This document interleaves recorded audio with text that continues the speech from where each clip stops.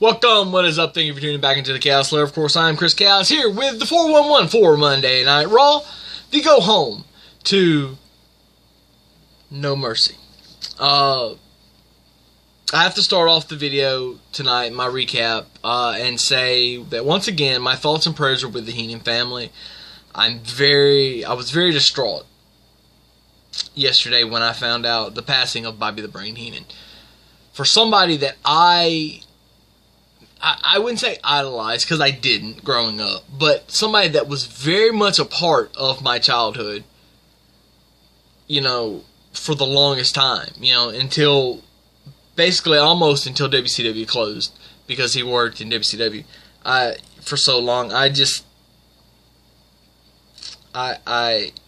didn't like, there's a damn bug flying. I didn't like break down and just weep because I couldn't. I just couldn't physically do it. But I felt bad, and I still feel bad, because not only did we lose somebody in the brotherhood of this business, but a man lost his life. But it wasn't like it was taken from him. The way I see it, God just decided that he had served his purpose on earth and he needed to come to heaven. And by the way, the call for the fans in heaven just got a little bit sweeter. Reunited Gorilla Monsoon and Bobby the Brain Heenan. Now, on to Raw. Raw starts off with the Bobby Heenan graphic, letting everybody know that Bobby passed away yesterday. I was very pissed they didn't start off with the video package and the 10-bell salute. But I guess, you know, the 10-bell salute probably shouldn't happen unless it's an active wrestler. The more I thought about it, after doing my Bobby Heenan Remembering the Brain video last night, which you can go back and check out, preferably after you watch the rest of this. Kurt Angle comes out, he hypes No Mercy. The Miz comes out, where's my opponent, where's my love, where's my, whatever. Chicanery happens. I want everybody to go back and watch that first segment, because I can't do it justice talking about it. We end up getting a six-pack challenge to determine number one contender for The Miz later tonight. Nia Jax beats Alexa Bliss. Bayley returned. Sasha came out. Emma wasn't there, which pissed me off.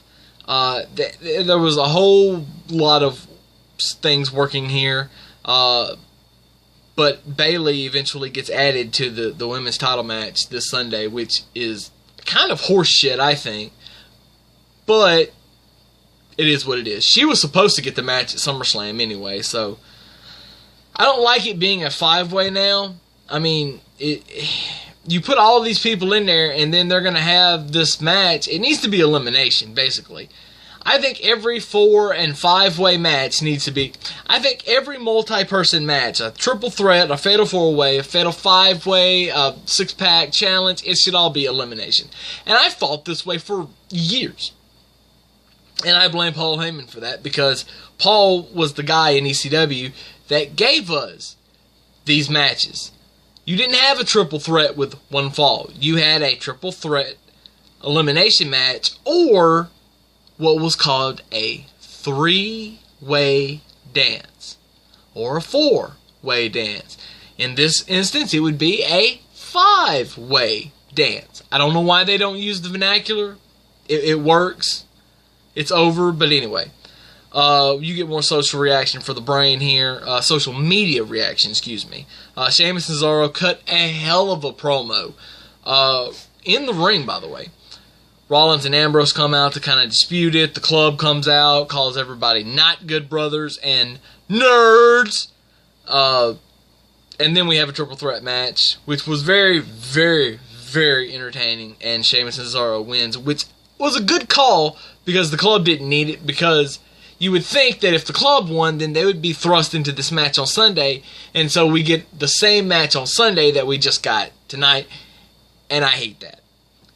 And I don't like instant rematches like that. Let it simmer for a little while before you do it. Anyway, Kurt Hawkins cuts a promo. 114 match losing streak, which I think is very inflated. But anyway, Apollo Crews and him have a match. Apollo beats him, so 115 for Hawkins. The segment with Brock and Strowman, all I can say is Suplex City, bitch, and let's get it on. I'm ready. I'm ready for this match on Sunday because I think it's going to be a classic. I really do think it's going to be a classic. Roman Reigns cuts a promo. John Cena's not there, so he shows a video of John Cena doing a promo on The Rock about The Rock not being there and saying he was going to be there and not being there, and now Cena's not there, and for some reason Roman Reigns decides to say shit on national TV. Dumbass. You can't say shit on Raw. I hope he got fined for that. Because you know that WWE probably did from USA. And he still lost. Roman still lost because the promo that they showed from 5 years ago, 5.5 years ago, was better than what Roman Reigns said tonight. So he still lost the promo battle, and John Cena wasn't even there. Period. But I can't wait for the match on Sunday. And Roman Reigns does need to win the match on Sunday. Bray Wyatt versus Dustin Rhodes, which was weird but different, and I like it. I really do. I like it. I like how it went. Bray beats Dustin kind of out of the blue. It wasn't like a... It shouldn't... I don't think it should have ended like it did, but, I'm not going to throw a flag on it.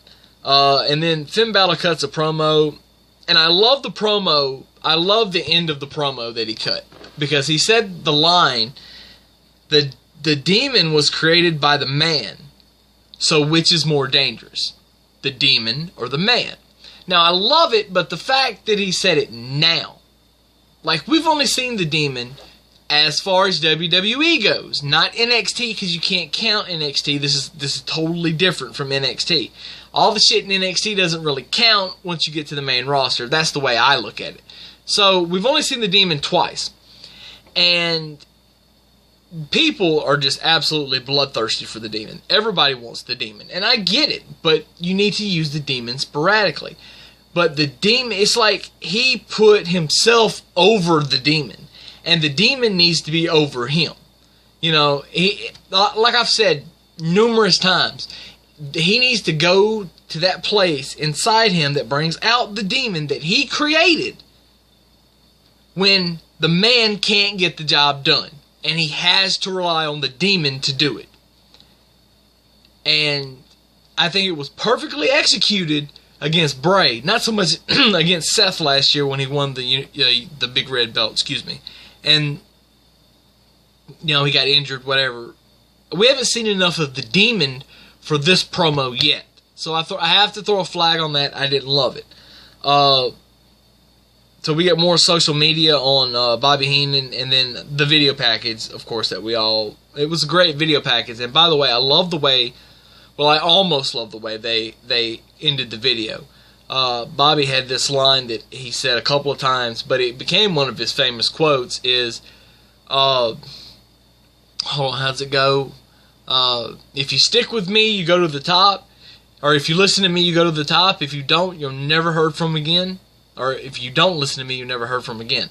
They cut the last part of that out, and they just said, if you listen to me, you'll go to the top. So that's the end of the quote. I wish they would have used the rest of it. Strowman came out and killed Neville, which I don't. It makes no sense. Normally, I would just throw a huge flag on that, but because it's Enzo, and I am so fucking over Enzo, and I don't know how the crowd reaction was. I need to go back and watch that, because every week the crowd chants along with Enzo when he does his entrance, but they chant against him. I don't get it. Make up your mind, guys. It's Neville comes out, hits a red arrow, which is just absolutely beautiful. It's just so sweet. And then Neville has a match with Grand Metalik, which Neville rips the mask basically off. He exposes all of his face. Look, I'm so tired of seeing people rip masks. It's just dumb. I see it all the time. It feels like on Lucha Underground, and I've seen it countless times on WWE, plus WCW and other facets. that's just something that's just like going into the ring post. I'm so tired of seeing that same spot. I'm so tired of seeing the mask get ripped. I mean, it's dumb. Let's find more creative ways to get the guys over, to show intensity, because that's just, it's not working. You do it too much, it doesn't work. The six-pack challenge, Jason Jordan wins. I'm not going to get into it. It wasn't that great of a match. There's too many moving parts in that match. The Fatal 4-Way, I think, would have been better. Miz goes to attack Jason after the match, but he counters. Axel and Dallas eventually come in, and Miz his skull-crushing finale and delivers the line, "I'll still be the champ, and you'll still be a bastard." Perfect way to end Monday Night Raw, to go home to No Mercy. It was absolutely phenomenal. I can't wait to see this match now. And also, I can't wait to rant about it after it's over, if it goes the way that it doesn't need to. So, with that being said, that's all I've got for this week. Make sure to tune in tomorrow for the 411 for SmackDown Live. Until tomorrow, thank you. I love you guys. Make sure to call somebody a humanoid in Bobby Heenan's memory. You humanoids, if I can even say it. And until then, deuces. Chaos out.